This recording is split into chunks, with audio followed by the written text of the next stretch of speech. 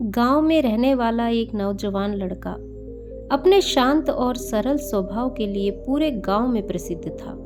उसका स्वभाव इतना सरल और संकोची था कि वह किसी के भी काम को मना नहीं कर पाता था। वह सिर्फ एक बार के कहने पर किसी की भी मदद के लिए हमेशा तैयार हो जाता था। वह स्वभाव से इतना दयालु था कि उससे किसी का भी दुख और किसी की भी परेशानी देखी नहीं जाती थी। वह जिस प्रकार से भी किसी की मदद कर सकता था वह करने का प्रयास करता था, फिर चाहे किसी को उचित सलाह देनी हो या किसी के काम में हाथ बटाना हो या फिर किसी को रुपयों पैसों से मदद करनी हो, वह मदद के लिए हमेशा तैयार रहता था। कई बार तो वह अपने बहुत ही महत्वपूर्ण कामों को छोड़कर भी सामने वाले की मदद करने चला जाता था। लेकिन धीरे धीरे उसे आभास होने लगा कि लोग उसके इस सरल स्वभाव का गलत फायदा उठा रहे हैं। लोग उससे अपना काम तो निकलवा लेते हैं, लेकिन उसे समाज में उतना मान सम्मान और प्राथमिकता नहीं देते। उसके घर वाले, दोस्त, रिश्तेदार और जान पहचान वाले अपने हर छोटे बड़े काम में उसे मदद के लिए बुला तो लेते हैं, लेकिन उसे अपने रोजमर्रा के जीवन में वह प्राथमिकता, इज्जत और मान सम्मान नहीं देते जिसके वह लायक है। पिछले कुछ समय से उसे यह बात बहुत परेशान करने लगी थी। हालांकि वह अब भी लोगों की उतनी ही मदद करता था, लेकिन कहीं न कहीं वह अपने अंदर से बहुत दुखी रहने लगा था। एक दिन ऐसे ही वह अपने घर में बैठा कुछ सोच रहा था कि तभी उसे बाहर से किसी के आने की आहट सुनाई पड़ी। उसने दरवाजे की तरफ नजर घुमाई तो देखा कि उसी की उम्र का एक नौजवान बौद्ध भिक्षु भिक्षाटन के लिए खड़ा है। उस भिक्षु के चेहरे पर असीम शांति और अद्भुत तेज था। लड़के ने घर के अंदर से भिक्षा लाकर भिक्षु के भिक्षा पात्र में डाल दी और उनके जाने का इंतजार करने लगा। लेकिन वह नौजवान भिक्षु पूरी शांति और एकाग्रता से उस लड़के के चेहरे की तरफ देख रहा था। अचानक उसने लड़के से पूछ लिया, तुम किसी बड़ी चिंता में दिखाई पड़ रहे हो। पहले तो लड़के ने भिक्षु के प्रश्न को टालने का प्रयास किया, लेकिन फिर उनके बार बार पूछने और उनके शांत चित्त से प्रभावित होकर लड़के ने अपना पूरा दुख बौद्ध भिक्षु को बताना शुरू कर दिया। उसने कहा, मैं हर किसी की मदद के लिए तैयार रहता हूँ, मैं हर किसी के लिए उपस्थित रहता हूँ, लेकिन लोग मेरी उपस्थिति को महत्व नहीं देते। लोगों द्वारा ना तो मुझे और ना ही मेरी जरूरतों को प्राथमिकता दी जाती है। मुझे मेरे अच्छे कर्मों का श्रेय भी कभी नहीं मिल पाता। इतनी मदद करने के बाद भी लोग मेरी उपस्थिति को जानबूझकर नजरअंदाज कर देते हैं। मुझे कभी भी मेरी अच्छी नीयत और अच्छे काम के लिए उचित मान सम्मान और श्रेय नहीं देते। और यह सब मेरे अपने परिवार वालों, दोस्तों और रिश्तेदारों के द्वारा किया जाता है, जिस वजह से मैं बहुत ही ज्यादा आहत और दुखी हूँ। बौद्ध भिक्षु ने उस नौजवान की बात पूरे ध्यान से सुनी और कहा, फिर तो तुम्हें मेरे साथ मेरे गुरु के पास चलना चाहिए। आज आश्रम में हमारे गुरु इसी विषय पर प्रवचन देने वाले हैं कि बिना मांगे समाज में उचित मान सम्मान और इज्जत कैसे हासिल करें। वह नौजवान भिक्षु के साथ उनके आश्रम चलने के लिए तैयार हो गया। जब वह दोनों आश्रम पहुंचते हैं तब तक गुरु के प्रवचन देने का समय भी शुरू हो जाता है। तो वह लड़का पहले से कतार लगाकर बैठे छात्रों के पीछे जाकर बैठ जाता है। इसके थोड़ी देर बाद गुरु भी अपना आसन ग्रहण कर लेते हैं। गुरु योग, ध्यान और दर्शन शास्त्र के साथ साथ मानवीय स्वभाव और मनोविज्ञान के भी विशेषज्ञ थे। गुरु ने क्षण भर के मौन के बाद अपना प्रवचन शुरू किया। उन्होंने कहना शुरू किया, क्या आप लोगों ने कभी खुद को ऐसी स्थिति में पाया है जहां आपको लगा हो कि आप दूसरों के लिए प्राथमिकता नहीं है? क्या आपने कभी ऐसे समय का सामना किया है जब आपने बहुत बढ़िया काम किया हो या फिर आपके पास बहुत अच्छी योजना रही हो जिस पर चलकर ही पूरा काम हुआ हो, या फिर आपने सच में किसी का बहुत ही महत्वपूर्ण काम किया हो लेकिन आपको उसका श्रेय नहीं दिया गया? मुझे पता है ऐसे पलों का सामना करना बहुत मुश्किल होता है जब हम सही दिशा में काम कर रहे होते हैं, ऐसा काम कर रहे होते हैं जो सभी के लिए अच्छा होता है और खुद को दूसरों की मदद के लिए उपलब्ध करा देते हैं, लेकिन लोग हमारी उपस्थिति और प्रयासों को उतना महत्व नहीं देते या फिर महत्व न देने का दिखावा करते हैं। यहाँ तक कि जब आप ऐसे लोगों को खुश करने का प्रयास करते हो जो आपको महत्व नहीं देते, तो ऐसे प्रयासों के बाद आपको और दुख मिलता है। निश्चित रूप से ऐसे पल व्यक्ति को अंदर से हिला देने वाले होते हैं, और यह स्थिति और भी खराब तब हो जाती है जब ऐसा करने वाला हमारा कोई अपना करीबी हो, जैसे परिवार के लोग, दोस्त या जीवन साथी। वैसे तो हमें किसी से भी मान सम्मान और पहचान की उम्मीद नहीं रखनी चाहिए, क्योंकि यह हमारे नियंत्रण के बाहर है, और ऐसी उम्मीद रखने से ज्यादातर समय दुख और निराशा ही हाथ लगती है, क्योंकि ऐसी उम्मीदें कभी पूरी नहीं होती।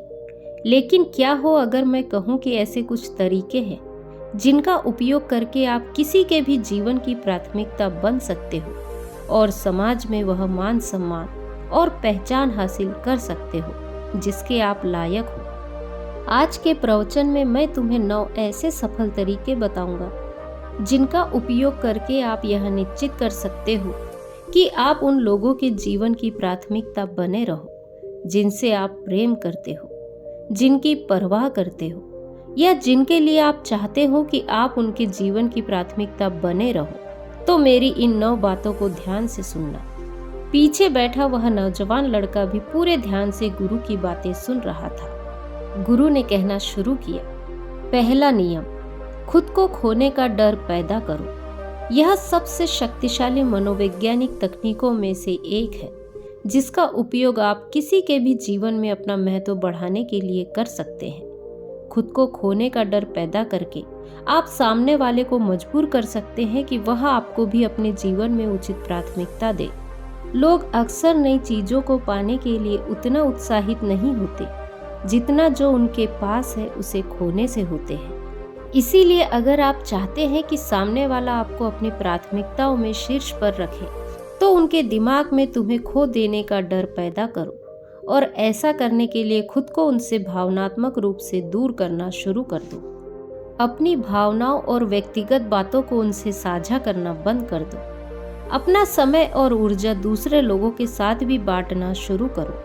यह चीज उन्हें महसूस करवाएगी कि अब वह तुम्हारे लिए उतने महत्वपूर्ण नहीं रहे जितने पहले थे। यह एक बहुत ही शक्तिशाली तकनीक है, लेकिन इसका उपयोग बहुत ही सावधानी से किया जाना चाहिए, क्योंकि अगर आप उनसे बहुत ज्यादा दूरी बना लेते हैं तो हो सकता है कि वह आपको वापस पाने की कोशिश करना ही छोड़ दे।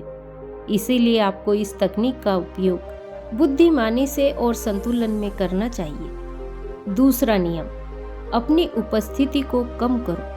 आपने अक्सर देखा होगा कि जो चीज कम मात्रा में होती है उसकी कीमत अपने आप बढ़ जाती है, और यही प्रकृति का भी नियम है कि जो चीज जितनी कम उपलब्ध होती है वह उतनी ही मूल्यवान हो जाती है, और यही नियम मानवीय संबंधों पर भी लागू होता है। इसीलिए अगर आप चाहते हैं कि लोग आपकी इज्जत करें और आपकी उपस्थिति को महत्व दें, तो आपको अपनी उपस्थिति को कम करना होगा, क्योंकि आप जितना ज्यादा उपस्थित रहेंगे आपकी उपस्थिति का उतना महत्व कम होता चला जाएगा और लोग आपको हल्के में लेना शुरू कर देंगे। लेकिन इसका मतलब यह नहीं है कि आपको सिर्फ तभी उपस्थित होना है जब इसमें आपका फायदा हो या फिर आपका कोई काम बन रहा हो, बल्कि अगर आपने सामने वाले के हर छोटे बड़े काम में उपस्थित होने की आदत बना ली है, तो अब समय है खुद को प्राथमिकता देने का, यह संदेश देने का कि उनसे बाहर भी आपकी एक दुनिया है।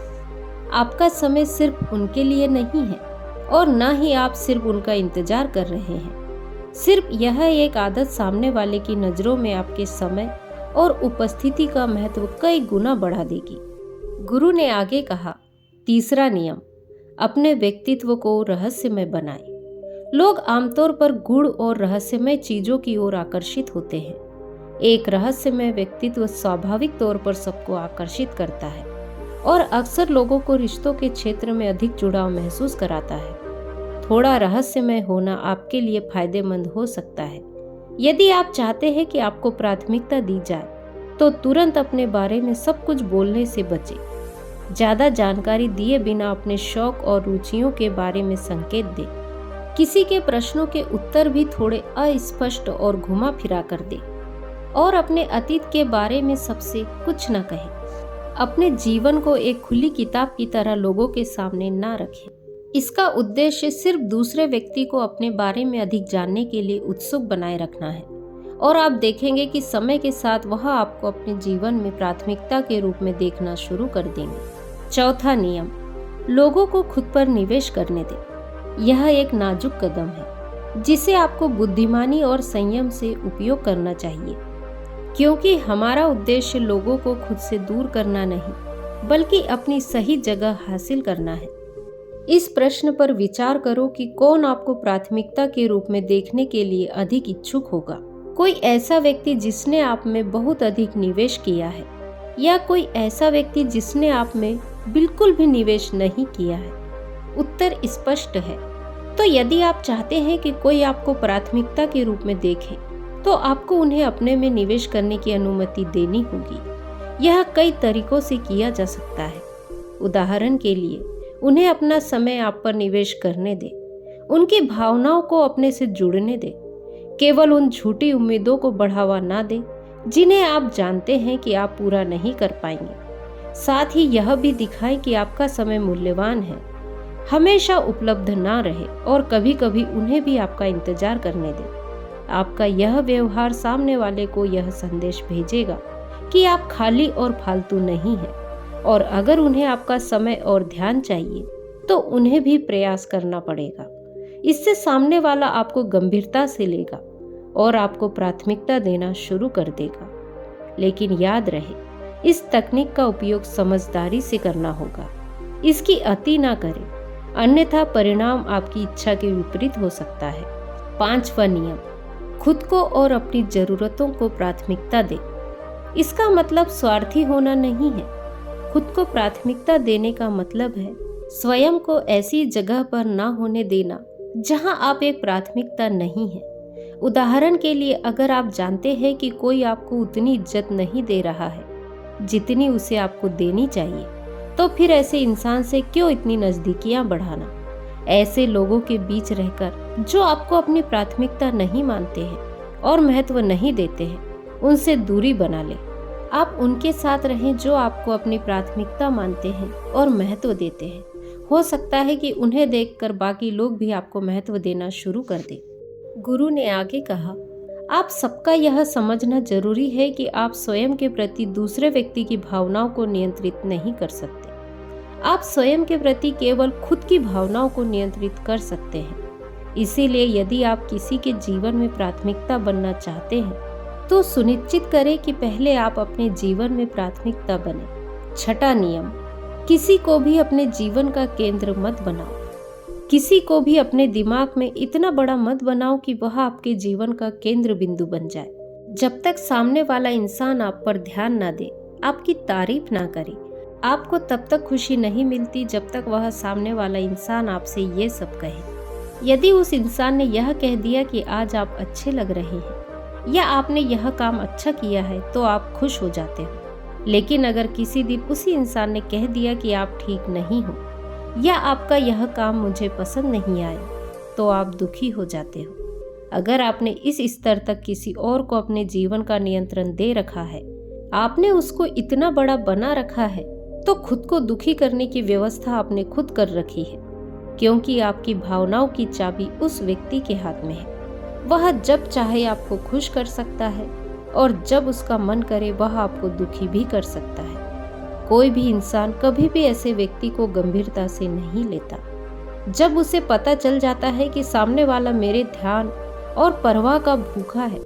इसके विपरीत जब लोगों को यह लगने लगता है कि आपको उनके ध्यान की परवाह नहीं है, तो वह आपकी तरफ और आकर्षित होते हैं और समय के साथ आपको और भी महत्व देने लगते हैं। 7वां नियम, हमेशा बातचीत शुरू करने वाला व्यक्ति बनना बंद करो। अगर आप ऐसे व्यक्ति हैं जो हमेशा खुद सामने वाले से बातचीत की शुरुआत करते हैं, तो अपनी इस आदत पर लगाम लगाओ। यह नियम कुछ लोगों को अजीब लग सकता है, क्योंकि अगर हम किसी के जीवन में प्राथमिकता बनना चाहते हैं तो क्या हमें बातचीत की शुरुआत करने वाला व्यक्ति नहीं बनना चाहिए? तो इसका जवाब है नहीं, क्योंकि जब आप हमेशा बातचीत की शुरुआत करने वाले व्यक्ति बन जाते हैं तो सामने वाला आपको हल्के में लेना शुरू कर देता है। वह इस बात का आदी हो जाता है कि बातचीत की शुरुआत आप ही करेंगे, इसीलिए वह अपनी तरफ से कोई भी प्रयास करना बंद कर देता है और आपको कम महत्वपूर्ण समझना शुरू कर देता है। इसका समाधान यही है कि बातचीत शुरू करना बंद कर दो और परिणाम देखो। यदि दूसरा व्यक्ति वास्तव में आपकी परवाह करता है तो वह आपसे संपर्क करने का प्रयास जरूर करेगा। 8वां नियम, अपनी खुशी खुद बनाओ। अगर आप किसी के जीवन की प्राथमिकता बनना चाहते हैं तो यह सब जरूरी है कि आप अपनी खुशी खुद ढूंढें, ना कि किसी पर अपनी खुशी के लिए निर्भर रहें। हालांकि किसी ऐसे व्यक्ति पर अपनी खुशी के लिए निर्भर रहना बहुत आसान होता है जो हमें अच्छा महसूस कराए, लेकिन अपनी खुशी के लिए ऐसे व्यक्ति पर निर्भर रहना भविष्य में आपकी निराशा का कारण भी बन सकता है, क्योंकि वह व्यक्ति कभी ना कभी आपसे दूरियां जरूर बनाएगा। इसके अलावा भी जब हम खुशी के लिए दूसरों पर निर्भर रहना शुरू कर देते हैं तो हम वास्तव में अपना जीवन नहीं जी रहे होते हैं, बल्कि सामने वाले की सोच और प्राथमिकताओं के अनुसार अपना जीवन जी रहे होते हैं, जिससे बाद में पश्चाताप और दुख हो सकता है।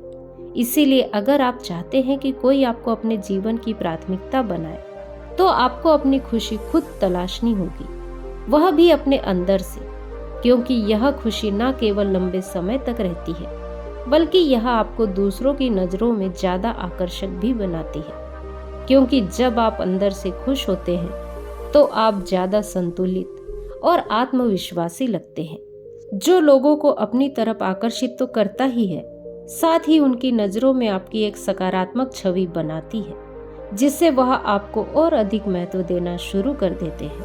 9वां नियम, दूर जाने के लिए हमेशा तैयार रहो। जिस व्यक्ति की हम परवाह करते हैं उससे दूर जाने का विचार डरावना लग सकता है, लेकिन यह एक महत्वपूर्ण कदम है।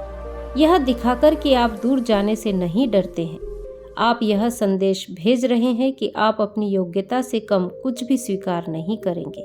सही व्यक्ति स्वाभाविक रूप से आपको प्राथमिकता के रूप में देखेगा और आपको अपने जीवन में बनाए रखने का प्रयास करेगा। हमेशा याद रखें कि आपकी जिम्मेदारी सिर्फ यही काम करना है और यही आपके नियंत्रण में है।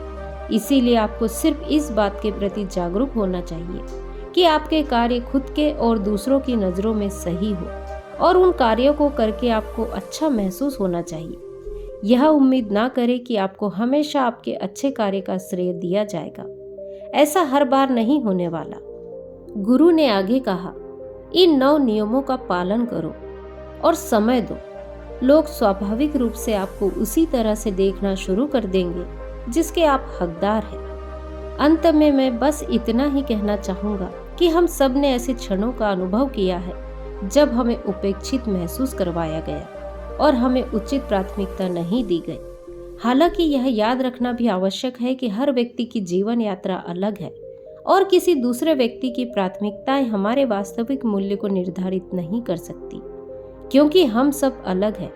इसीलिए किसी के द्वारा की गई उपेक्षा के क्षणों में अपने आत्मसम्मान को ठेस पहुंचाने की बजाय हमें इन पलों का उपयोग अपने व्यक्तिगत विकास और जीवन में आगे बढ़ने के लिए करना चाहिए।